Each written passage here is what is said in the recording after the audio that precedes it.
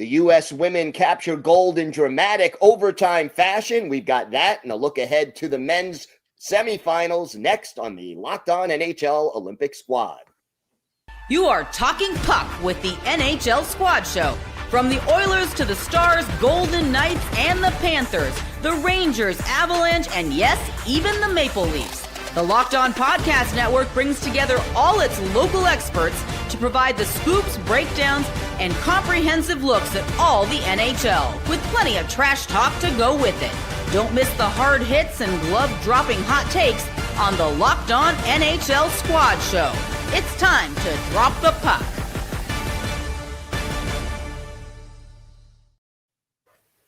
Welcome, everybody, to the Thursday edition of the Locked On NHL Olympic Squad Show. I want to thank everyone who makes the Squad Show their first listen every day.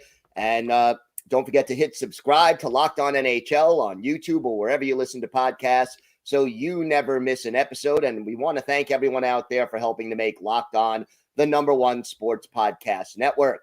Today's episode is brought to you by Game Time. Download the Game Time app, create an account, and use code LOCKEDON for $20 off your first purchase.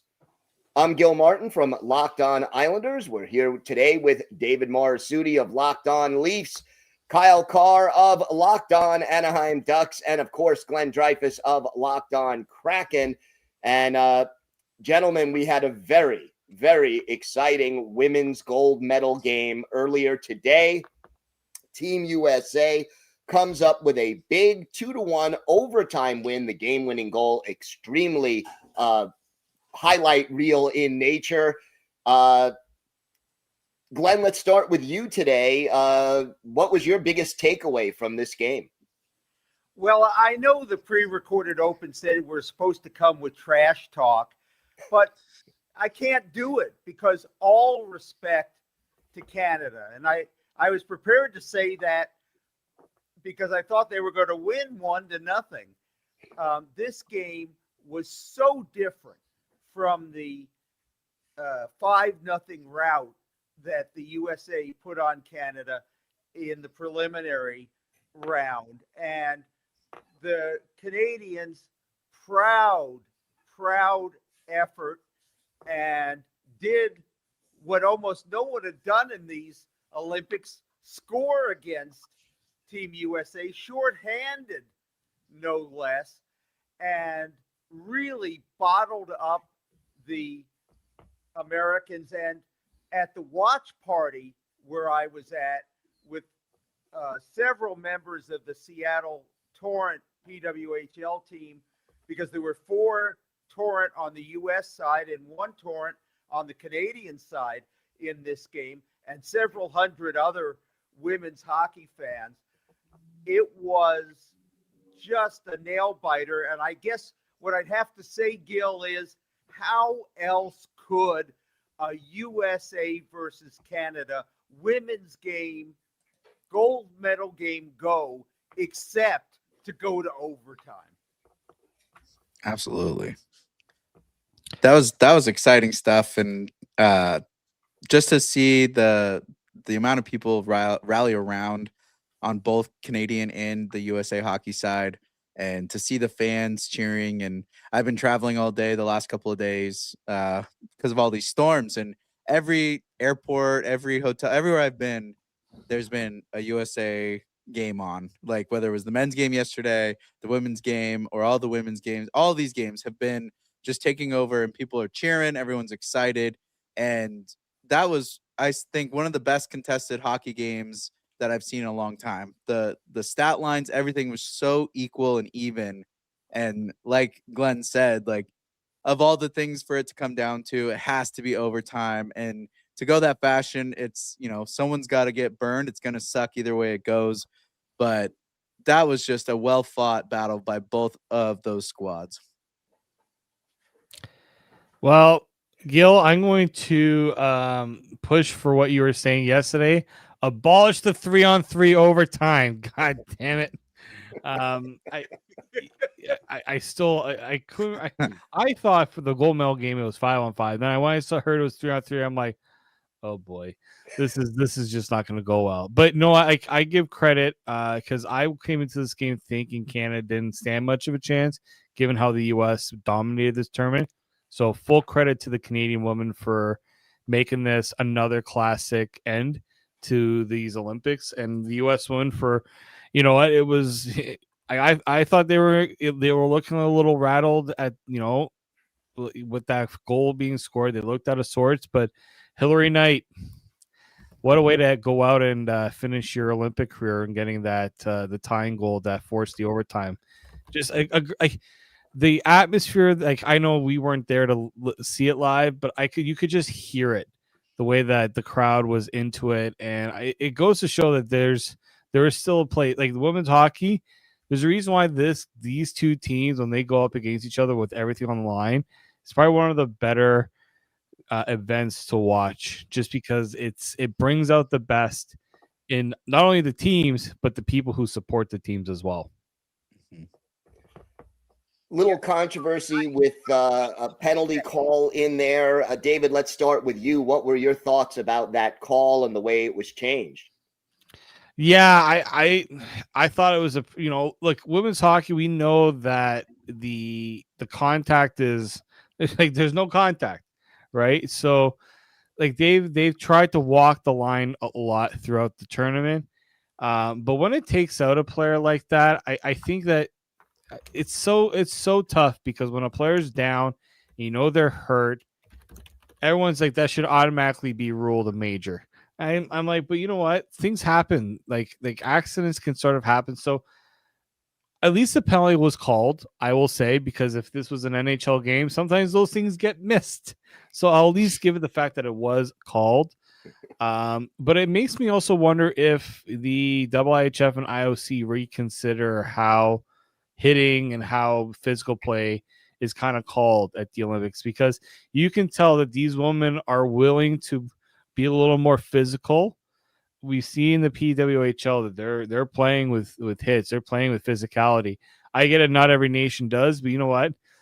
I think it might be time to open it up so that, yeah, if you're going to get called for a penalty for physical play, let it be for, you know, a legitimate, like this one. I think even with physical, if you're saying hitting was allowed, this play would have been called. But let's now let the woman dictate. I think their actions in this tournament makes me believe that contact should be more allowed in Olympic hockey for women going forward. Kyle, your thoughts on that? Yeah, I definitely saw that the whistles were put away in this one after the first period. They are letting the ladies hit, and the ladies were hitting. There was some big physical plays that happened. There was, I forget, I think it was Carpenter was trying to go for the change, or maybe Murphy, and she got just kind of leveled at the red line, and no call there. Not saying that there should be, but they were letting these ladies play physical, and that call, you know, it was kind of a tough one. I think that the distance was a little rough, but she didn't go into it in a malicious way. I think that's what pushed the refs more towards dropping it back down to a 2.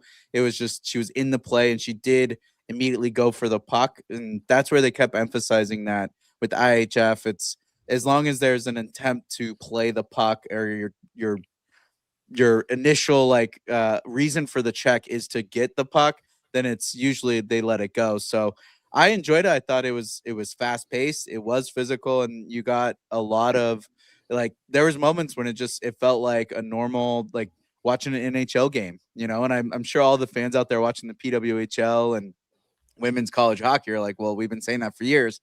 But I think this was one of the best Canadian and USA teams that we've seen at the Olympics in a long time. Glenn, do you think that more contact should be allowed in women's hockey in the Olympics in 4 years? The fans want it. The players want it. And these are not porcelain dolls. These are tough, strong, fast women. And they don't want to be protected in that way. We're not playing ringette here. This is hockey. The rules are different in the PWHL than the NHL in the sense that less contact is permitted away from the puck. But and that's fine. But the truth is that there's been hitting in women's hockey in the Olympics for a while now, and we've just pretended there wasn't. So it's time to say, yeah, okay, you women, you're fast, you're big, and it's time to acknowledge that women's hockey is a contact sport just like the men's game. What do you think, if in any way, do you think the rules should be different for women's Olympic hockey than, let's say, men's Olympic hockey? I don't know. Like, here's the thing. Like, I think the women want to be closer to the men in terms of how they want to play, right? Yeah. Like, I think it goes a long way to respect the game a bit more. To say, we think we think you should have more of the stuff, the rules that the men play with, right? I don't think I can understand the reasons why in the past it was that way, but I think now, with the way the game is being played in leagues, I think there's no reason why we should be putting any sort of restriction on the women and how they play. Because I could just tell that there's frustration because when you can't hit, you're going to do things differently to try to be physical. And to me, that can lead to more problems and more injuries because you're, using maybe your stick more and reaching in ways, right? You're hooking and you're holding. Well, I mean, those are penalties, but like you're trying to do those things that aren't as obvious.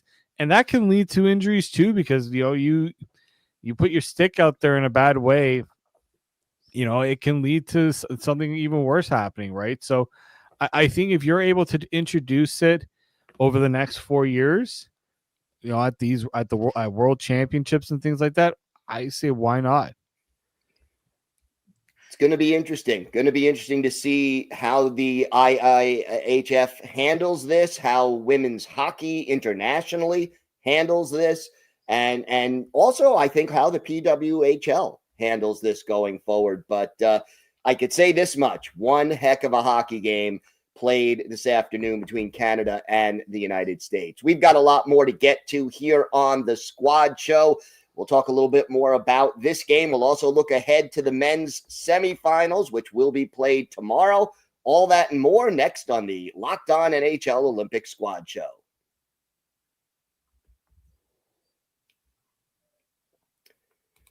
Today's episode is brought to you by Game Time. There's nothing like being in an NBA arena, the crowd, the energy, the moment. Getting tickets, though, that hasn't always been so simple.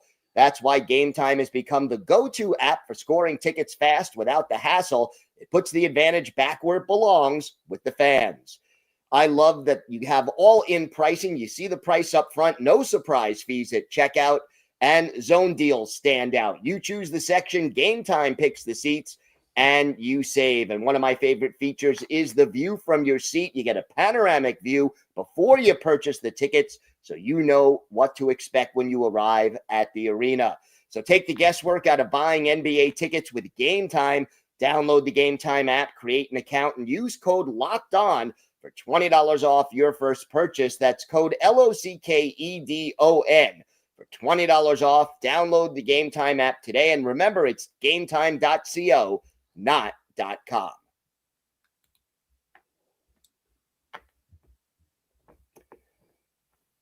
Entering this tournament, everyone was saying how Team USA was playing at such a high level. And the first meeting between Team USA and Team Canada in the preliminary rounds, the United States dominated. What do you think this championship match, the gold medal game, says about where Team USA and where Team Canada are relative to each other at this point? Well, I mean, for me, like I was saying kind of before that it looks like the U.S. are continuing to ascend and really turn over a new generation of players. Canada still holds on to the past. And I think that I thought these Olympics would maybe show Canada that. I think maybe this game will maybe show the Canadian Olympic, the women's team, that it's time to really put some effort into growing the younger fan base, not just fan base, but the players as well. As good as Marie-Philippe Poulin is, she's 34. We're not sure if she's going to play in another Olympics ever again. And what did we hear going when she got hurt? Don't know how Canada is going to be able to come back without her. And it's like, she is, among the greatest of all time to play women's hockey. Don't get me wrong. But it also goes to show how much they rely on their veteran players. I think it's time for Canada to at least acknowledge where the States are ahead of them, and that is with their younger players and how that they've developed. So I think the Americans should feel very they should be very proud of where that team has come. And look, they, when things got tough, they didn't crumble. They could have easily have gone sideways for them, but they found a way to win it. As credit to the depth that team has put together. Kyle? Yeah, I think with this tournament and now seeing the difference with having the PWHL and having the players and what speed and skill that they have brought to that tournament, I think this championship game shows that Canada and USA are still fairly close. I think that during the preliminaries, it was a fluke game. Marie-Philippe Poulin was not in the lineup. Not that she's the only one controlling the team, but like David said, they got to get a little bit more investment in the youth. And I think, I don't know where the development kind of went to the wayside for the women's game in Canada, but it seems like it's been so strong in the U.S., fastest growing youth sport in America, or in the U.S. at least. And you've got this new PWHL and everything. But I think the big thing is we're going to see a little bit more kind of like the men's game, where Sweden, Finland, these other countries, Czechia, Slovakia, they're going to be having stronger programs now too, because of the statement and just how the women's game is developing. I think that you're going to see a lot more of those countries start to step up as well. And it's not going to be just Canada and the U.S. dominating like they have been. Glenn? Well, you guys are spot on, because the United States was dominant because they were fast. And they were fast because they were young. And the numbers just are mind-boggling. 33 goals for in this tournament, 2 against. The United States has won now its last 8 meetings with Canada, and they've won 3 Olympic gold medals to Canada's 4 in this rivalry. But before we get completely hooked on the youth movement, I do want to mention the Team USA captain, the old lady, 36-year-old Hilary Knight. Gil, you mentioned her in the opening. She scored the tying goal with the goalie out, 2 minutes left, Canada holding on to a 1-0 lead. This was her 5th and final Olympics. She goes out with 2 gold medals to go with her 10 gold medals in IIHF World Championships. And I just want to talk about the hat trick she had. A gold medal, that's 1. In a brief respite from hockey while in Milan, Hilary got engaged. She popped the question to her longtime girlfriend and Olympic speed skater, Brittany Bowe. They've been dating since 2022. They met during the Beijing Olympics. Okay, so that's a second part of the hat trick. And then probably what she'll cherish more than getting engaged or winning a gold medal, she got a Snoop Dogg Olympic pin. She got it from Snoop Dogg. That's the keeper there. She was on her socials. You can't believe how excited she was that she got one of these Snoop Dogg Olympic pins. Apparently, they're very in demand. There's a limited supply, and she got one. So She's coming back from Milan. She's going to need some extra suitcases. Oh, she also set the point record for the Olympics for both men and women's, but good thing she got that Snoop Dogg coin. That's right. Certainly, puts a new meaning on pin me, I guess. But yeah. Gotta also give a shout out to the Swiss women. They end up beating Sweden also in overtime, also 2-1. So Switzerland ends up with the bronze medal at these Olympics. And, what does that say about the development of women's hockey on a bigger stage?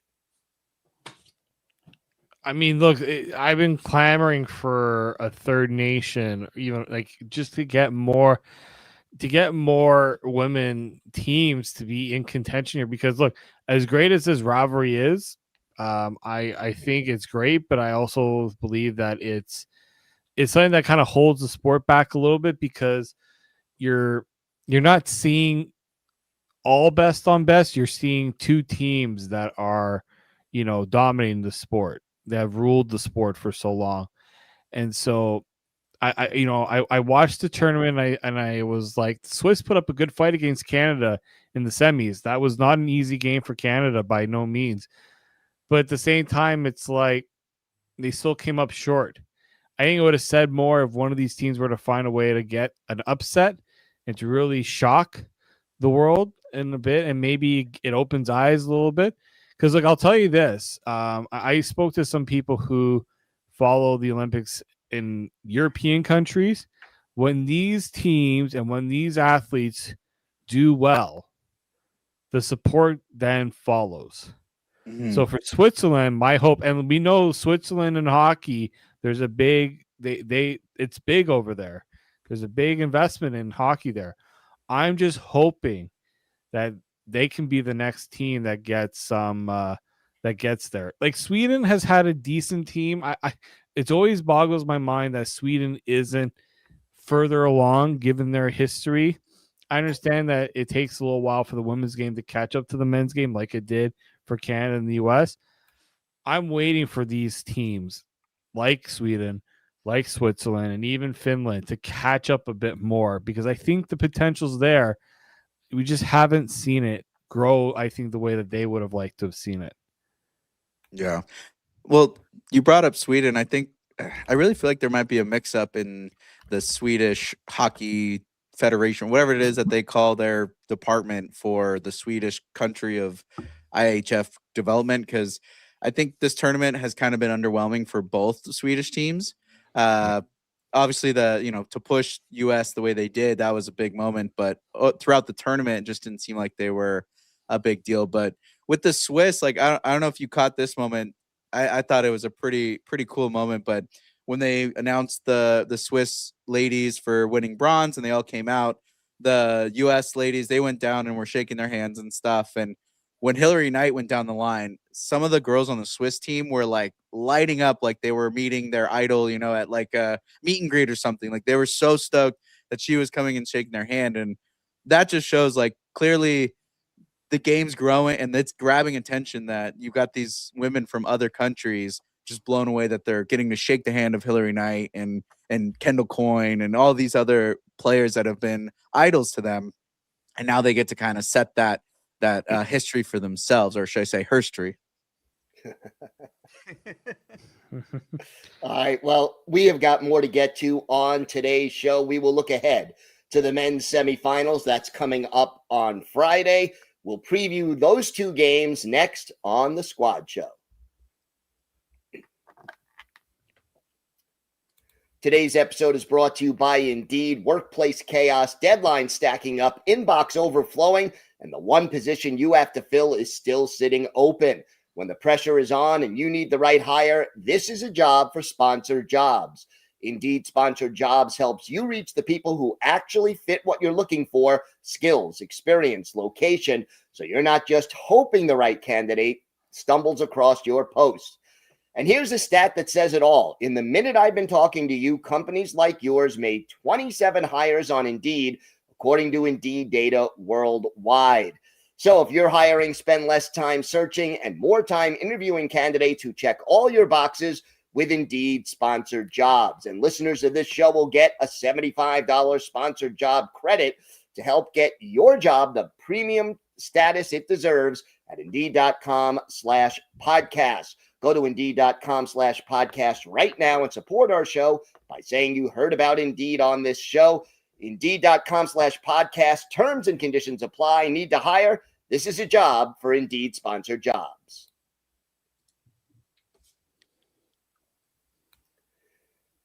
All right, guys. The men's semifinals will be on Friday.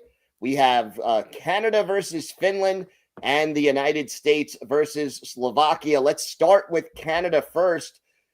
What kind of a challenge does Team Finland pose to Team Canada?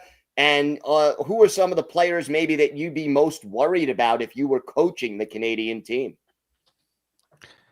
Well, I mean, look, Finland, they got off to a bit of a slow start, but look at who's been shining for them in this tournament, right? Miro Heiskanen, he's really stepped up lately. You got so many good players. You got Anton Lundell, you got Sebastian Aho, you've got Mikko Rantanen. That's that. Like, I'll give Chicken credit. They put up a good fight against Canada, but Finland's got depth. They got talent on both sides. I think their blue line's better too. I think that's going to be a tough thing for Canada. Now, Canada has got a little more things to worry about with their own injuries and things like that. But yeah, Finland is not going to be. It's going to be a tough one. It's going to be a tough one. I know everyone's already looking ahead to the gold medal game. I think some Canadians have been a little bit too cocky and talking about how could Canada be playing a gold medal game at 8 a.m. I was like, let Canada get there first before that talk happens, because Finland is not going to be a pushover. No. Well, and you forgot to mention the captain, Mikael Granlund. He had so many opportunities in their qualifying game, just opening the slot. And I think you're seeing someone that's going to take credit and take responsibility. We've seen it all year out here in Anaheim. And I think he's someone that's going to kind of level head this team and has the ability to score. That's a lot of players that he's playing against in Canada that, he knows their game. He plays against them out here, or he's teammates with them, whatever it is. He's got that familiarity, and I think he's going to have the leadership to help carry this team. Canada, no slouch. I mean, and then you got the USA side as well. 3 crazy OT games for the quarterfinals, and I don't know. I got to go to the doctor with how much stress I've been going through this last couple of days with these games. I'm telling you, it's been very anxious city out here at the Olympics. Glenn, your thoughts on Slovakia and the U.S.? Well, I got a detour back to Canada just because both captains in this tournament got hurt. Poulin for the women, and I bet she wasn't at full strength in this game on the women's side. And Crosby, maybe it's not a serious injury, but not a good look. What if Canada is hobbled by, not that they're not a deep team on the men's side. As far as the game, USA against Slovakia, it's always tough going against the darling of the tournament. And the USA is going up against the darling of the tournament. There's one Cinderella among these 4 teams. It's the one that isn't quite as stacked with NHL stars like the other 3. But the Slovaks don't seem to care. Remember, they've already upset Finland. So they belong here. The USA should be favored. But, I haven't been overwhelmed by how Team USA is played. I haven't been overwhelmed by Jordan Binnington in net. And I won't say they're right for an upset, but it wouldn't shock me either. Going to be interesting, no doubt about that. Guys, I'm going to ask for your predictions. Who plays for the gold medal? Kyle, let's start with you.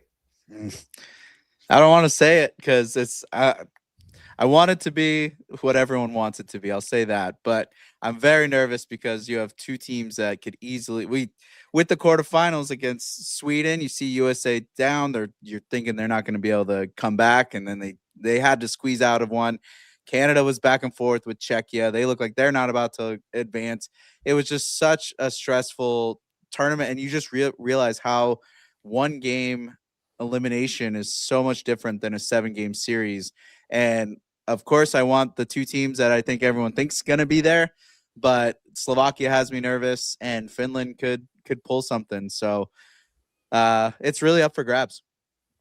David? I'm going to stick to what I said well before. I think it's still going to be Canada and the U.S. I know the road doesn't get easier, but you go and you tell some of these players, that there's no that it's going to be hard. They said, we'll welcome it, right? Mm-hmm. They're not shying away from the tough challenge. So I'm still sticking with Canada, U.S. Gold medal game. Glenn? Canada and U.S. were 1 goal away each from not even making the semifinals.